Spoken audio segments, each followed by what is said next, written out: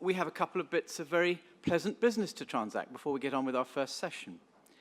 And the first is, I'm delighted to announce, a fellowship. And I want you to guess who the RTS fellowship is going to go to. Yes, it's to Claire Enders, and a richly deserved award. So, Claire, before I give it to you, can you take the citation? I'm going to do the citation. Because fellowships of the RTS are awarded to those who've made an outstanding contribution to the media industry and the understanding of television in the wider community. And that can truly be said of you, Claire. In the past 35 years, you've tried more than anybody else to help us understand and improve our own industry, let alone explain the mysteries of our industry to those outside it.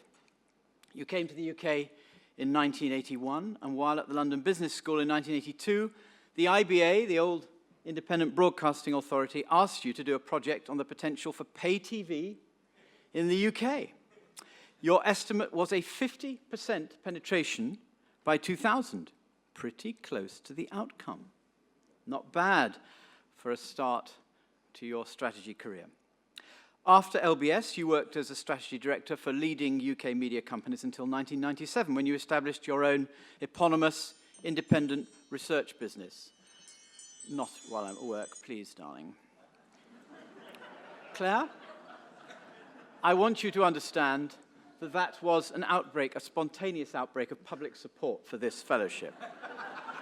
The press are already phoning in to give us their view. Yes, you established your own eponymous research business, which nearly 20 years on now has some 30 analysts. Our new fellow, I suspect several of them are in the room. Hands up. Enders analysts in the room. Well done, Toby, for putting your hand up. Very, very brave. Of the many analysts, you're probably quoted more than most. You're an ardent and vocal proponent of public service broadcasting and media. You've encouraged development and diversity at the UK's TV industry. You defended in the past year, despite ill health, the unique Channel 4 business model. You've also welcomed new forms of entrepreneurship in the digital age. You've encouraged a stronger voice for women in the industry. I think we can say that's been bearing fruit today, actually, on this stage. You've given generously to charities, as I know actually personally, in the arts and the sciences, and for child protection, and helped raise more than £5 million on behalf of your favoured causes.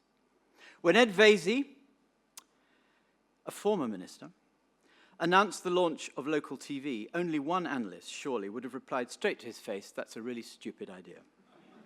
That analyst could only be our new fellow. Congratulations, and please join me in congratulating Claire Enders.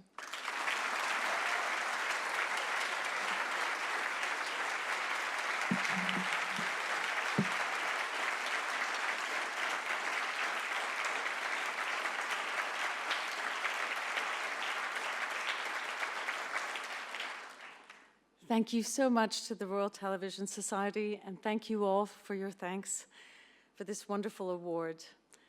It's 30 years since the Peacock Committee, and my thanks also go to Jeremy Hunt and to John Whittingdale and to the great folk at the DCMS for giving public service broadcasting and its core role in the world's most creative and interesting television ecosystem another 10 years. So thank you so much to the powers that be for recognizing the magical nature of British television, of which I hope to be part of certainly into the next decade. Thank you so much.